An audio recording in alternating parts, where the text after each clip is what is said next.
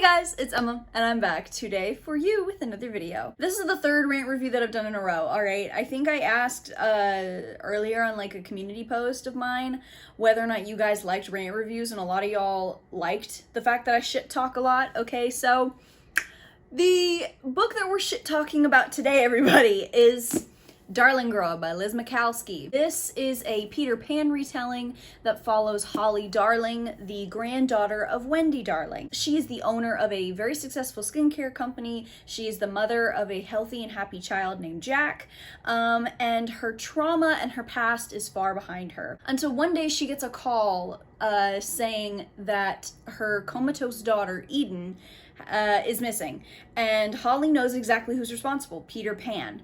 And so it's all about her trying to find her daughter and trying to stop Peter, because Peter is incredibly, incredibly dangerous, more dangerous than the stories tell. So the trigger warnings for this book are rape. It's not a fully written out rape scene, but there is a rape scene.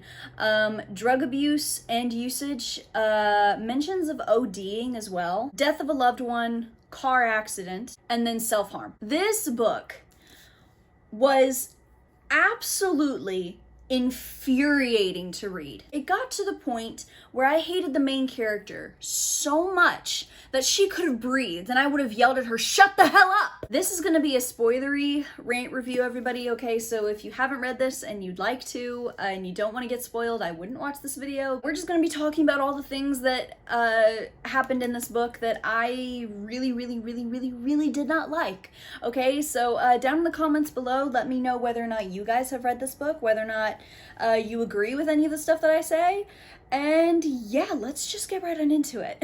Okay, this book is by far the worst telling and not showing case I've ever seen, like, to date. And I've read a lot of books, okay, and this was atrocious. By the synopsis, Holly's obviously spending this whole book looking for her missing kid, Eden. The thing about that, though, is that she barely does any looking herself, okay? She hires other people to do the work for her. She hires a PI, which is like the Captain Hook plug in here.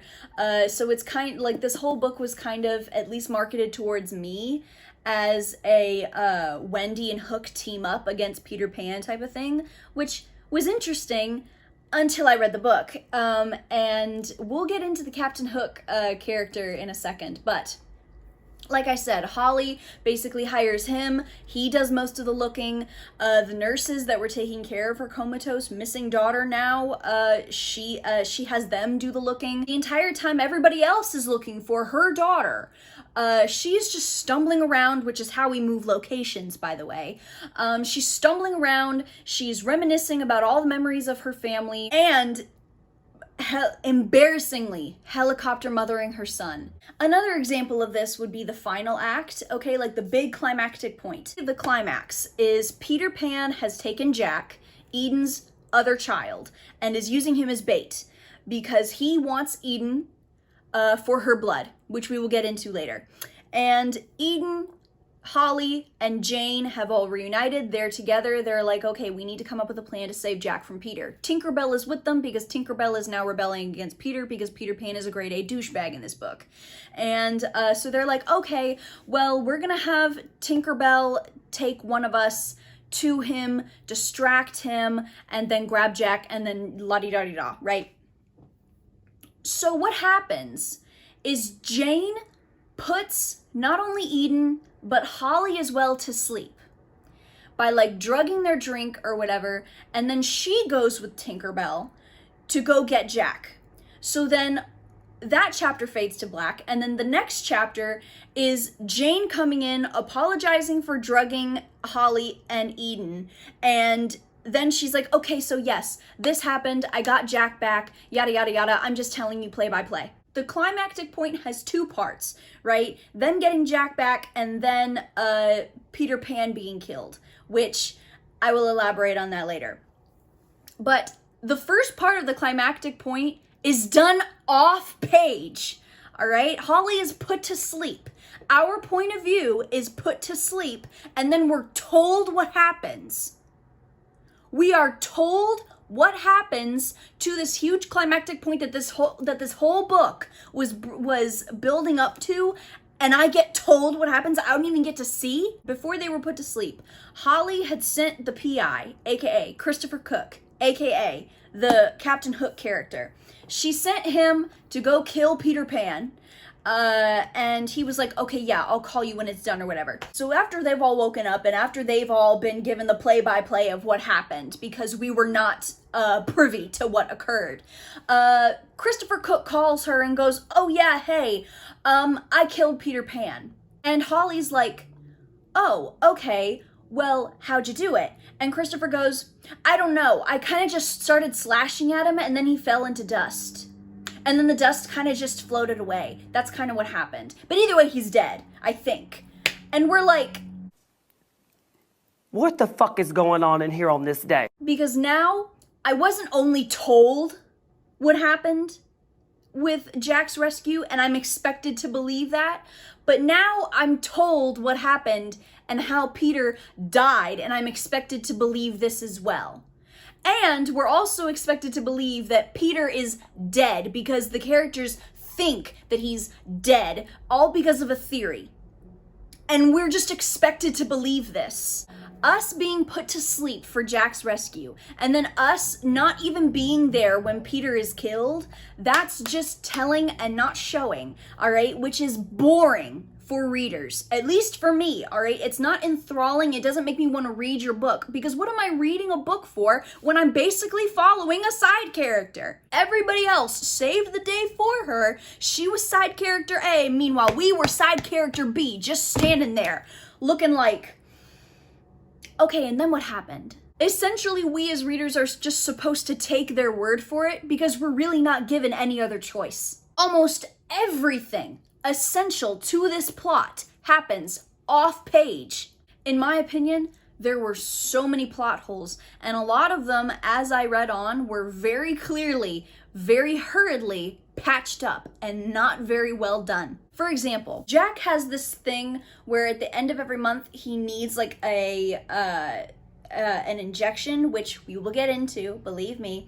So Jack needs an injection, which will basically keep him young and healthy and just a growing boy, right? So at the end of every month, if he doesn't get this injection, he gets frail, he gets pale, he gets very fragile. At the end of this book, after they've somehow killed Peter Pan, Jack's monthly deteriorating disease is somehow fixed, and the only explanation that we as readers are given is a theory from Holly, and nothing else is said about it. So once again, we're just expected to take a character's word for it because we're given no other damn choice.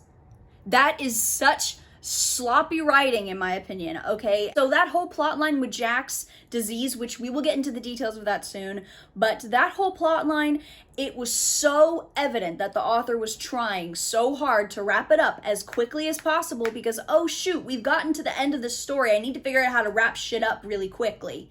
Oh, okay, we'll just do it this way with a theory, and they're just gonna have to go along with it. But because once again, we don't have a freaking choice.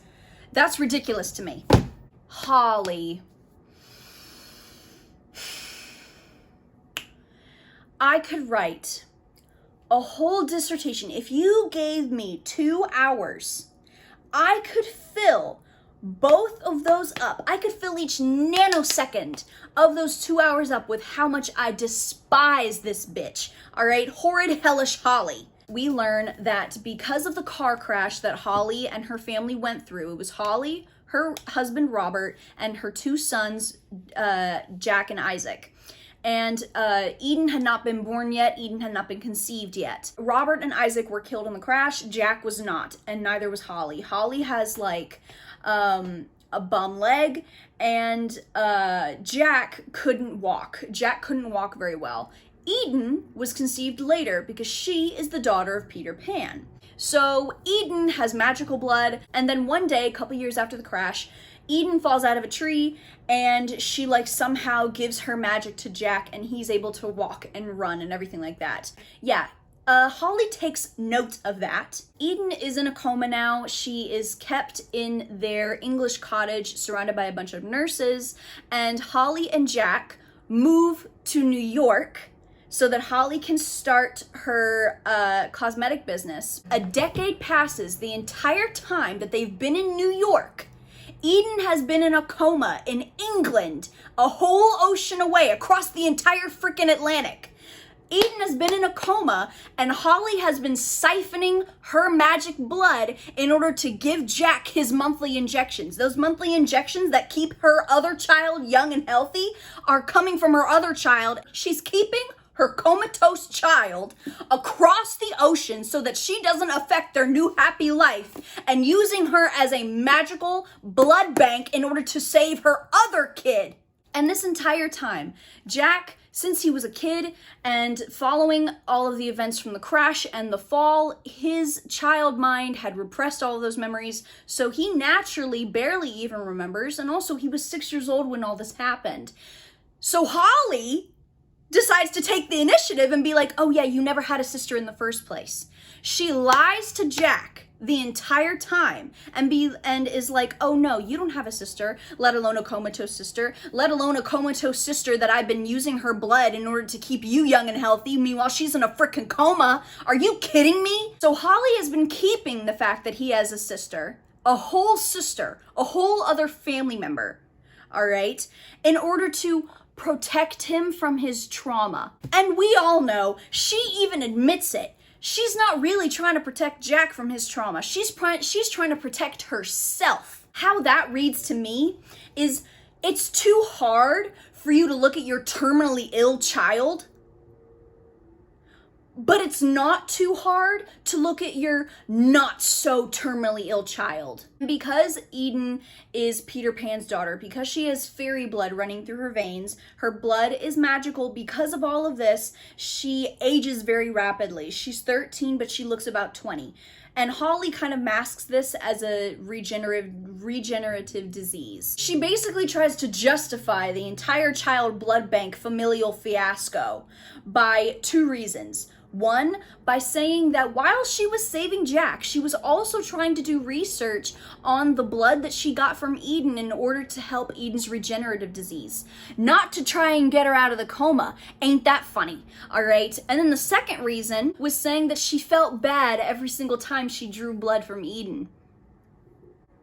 I would hope so! That's the bare minimum from a parent. You're in my face, expecting me to feel sympathy for you drawing your child's blood in order to give to your other child to make your other child healthy just because you feel bad about it? Boo-hoo, bitch! You still did it. You used your kid, left her across an entire ocean so she wouldn't affect your new life, and saved your other kid by using this kid's blood being siphoned from her like a magical BP gas pump. I was astounded. The entire time I felt like I was learning about Rosemary Kennedy all over again. For those of you who don't know, Rosemary Kennedy is known as the Forgotten Kennedy, all right? She was JFK's older sister. She had some sort of undisclosed mental health issue, and her dad had her get a lobotomy. The lobotomy obviously didn't fix anything. It made it even worse, so they sent her off to live in a nunnery for the rest of her life so that she wouldn't affect their reputation, all right? Eden was Rosemary Kennedy in this book. I felt like I was following the Kennedys. No one tells her off. No one even looks at her weird when they find out what she's been doing with Eden and Jack. Not even Jane, these children's grandmother. She doesn't look at her daughter weird when she finds out that her daughter is using her daughter as a magical gas pump for her other kid. That astounds me. Now, the romance. Like I said, this was kind of fitted as a Wendy and Hook team up against Peter Pan, and the Hook character is supposed to be the one that falls in love with the Wendy character being Holly, Horrid, Hellish Holly herself. And, yeah, romance? What romance? There was no romantic tension. There was no tension between the two of them. Christopher Cook, the Hook character, he was barely even utilized as a character because everything that he did, including killing Peter Pan, was off page. The only reason he was there was to serve romantic relief and to let everybody know that he was Irish. If I had to listen to him say, oh, I'm Irish because yada, yada, yada. Oh, you know, I'm Irish. I'm this way because I'm Irish. You know, I have this temper. If I had to listen to that one more time, I was gonna bang my head against a wall. The only thing that really sticks out to me about him is the fact that I admired him so much for the patience that he had working with Holly's breadcrumbs that she literally fed him. And by breadcrumbs, let me give you an example. So not only is she asking Christopher to find Eden, but she's asking him to find Peter Pan as well. And because she doesn't want to tell him, you know, who Peter Pan actually is because he won't believe the magic, whatever, even though he's literally sitting next to a darling, right? She's like, okay, yeah, I need you to find this blonde white man named Peter. Honeycomb, we're in England. I don't know how much help you think that's gonna be for this dude. So, and then when she's telling Christopher details about her daughter, she doesn't even mention that, oh yeah, Eden was comatose and she woke up.